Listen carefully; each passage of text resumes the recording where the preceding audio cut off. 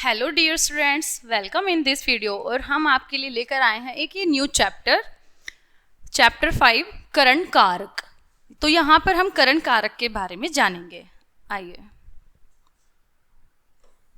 करण कारक में तृतीय विभक्ति का प्रयोग होता है। करण कारक में तृतीय विभक्ति का प्रयोग होता है जिसकी सहायता से कार्य किया जाता है, मतलब जिसकी सहायता से कार्य पूर्ण किया जाए उसे करण कारक कहते हैं।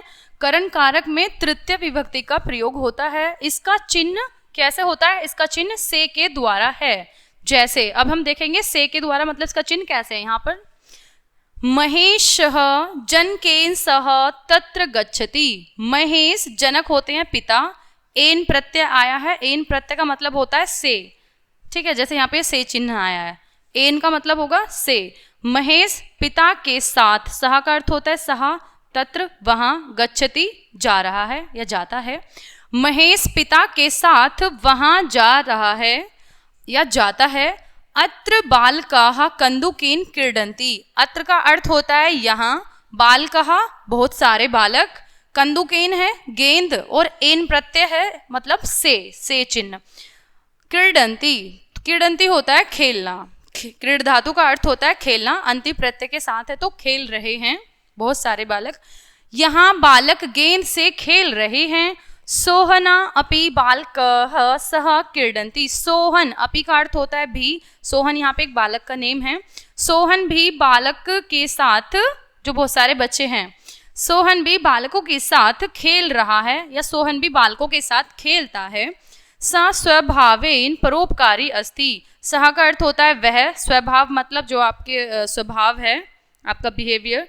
परोपकारी अस्ति, तो वह स्वभाव से कैसा है? स्वभाव से परोपकारी है, दूसरों का उपकार करने वाला है, दूसरों की सहायता करने वाला है। परोपकार का अर्थ वह स्वभाव से परोपकारी है। अत्र एकम सुंदरम उपवनम अस्ति। अत्र एकम सुंदरम उपवनम अस्ति। अत्र यहाँ एकम एक, सुंदरम सुंदर, उपवन होता है बगीचा, अस्ति का अर्थ होता है वह है। तो यहाँ एक सुंदर उपवन है।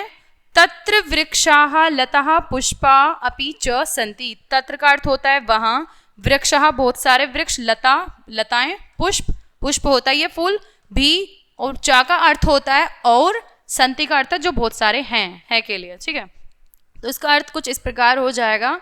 तत्र वृक्षाः लताः पुष्पाः अपि च सन्ति। तत्र मतलब वहाँ, वहाँ वृक्ष लता और पुष्प भी हैं। वहाँ वृक्ष मतलब पेड़, लता पुष्प भी हैं। तडागः जलेन मालाकारः वृक्षान् सिंचन्ति। तडागा होता है तालाब, जलेन जल मतलब जल, और एन प्रत्यय का अर्थ हो गया से, जो हमारा चिन्ह था, ठीक है, से। तडागा जलेन मालाकार, मालाकार होता है जो बगीचे में रहता है, बगीचे की देखभाल करने वाला होता है। वृक्षान् सिंचन्ति, ठीक है। तो वृक्षों को सींचना, वृक्षों को सींचना, सिंचती मतलब जल देना, किसी चीज की केयर करना, उसको सींचना। तो तालाब के जल से मालाकार वृक्षों को सींचता है, वृक्षों को जल देता है। जलेन पुष्पाणि विकसन्ति। जल से पुष्प विकसित होते हैं, खिलते हैं। जलेन मतलब जल से, पुष्प खिलते हैं, जल से पुष्प विकसित होते हैं। नेक्स्ट है वृद्धाः दंडेन चलती। वृद्ध होती है बूढ़ा, ठीक है। दंडेन, दंड, दंड का अर्थ यहाँ पर डंडे से है, लाठी से। एन प्रत्यय के साथ इसको जाएगा से, तो डंडे से। चलती, चल धातु का अर्थ होता है चलना, ती प्रत्यय के साथ है चल रहा है या चलती है। वृद्ध यानी बूढ़ा डंडे से चलता है। सहा नेत्र विकार ग्रस्तम अस्ति। वह नेत्र, नेत्र से क्या है? वह नेत्र से विकार ग्रस्त है, मतलब वो आंख से, नेत्र मतलब आंख, वह आंख से काना है या आंख में उसकी नेत्र में विकार है, समस्या है। सा गृहम गच्छति। वह, गृह मतलब घर को जाता है, वह घर जाता है। चलिए एक बार फिर से हम इसका मीनिंग देख लेते हैं, जैसे मैंने आपको भी एक्सप्लेन किया है। महेश पिता के साथ वहां जाता है। महेश पिता के साथ, जहाँ पे जनकेन जो शब्द था वो आया था, पिता के लिए आया था। यहाँ बालक गेंद से खेलते हैं। यहाँ बालक गेंद से खेलते हैं और सोहन भी बालकों के साथ खेलता है। वह स्वभाव से परोपकारी है, वह स्वभाव से परोपकारी है, दूसरों पर दया करने वाला है। यहाँ एक सुंदर बगीचा है, यहाँ एक सुंदर उपवन मतलब बगीचा है, वहां वृक्ष लता और फूल भी हैं। तालाब के जल से, तड़ाग मतलब तालाब, तालाब के जल से माली वृक्षों को सींचता है।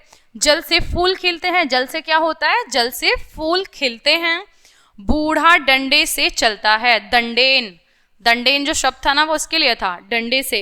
बूढ़ा डंडे से चलता है, वह नेत्र विकार से ग्रस्त है। नेत्र विकार मतलब नेत्र रोग से ग्रस्त है, आंख से ग्रस्त है, जो उसका आंख में विकार है।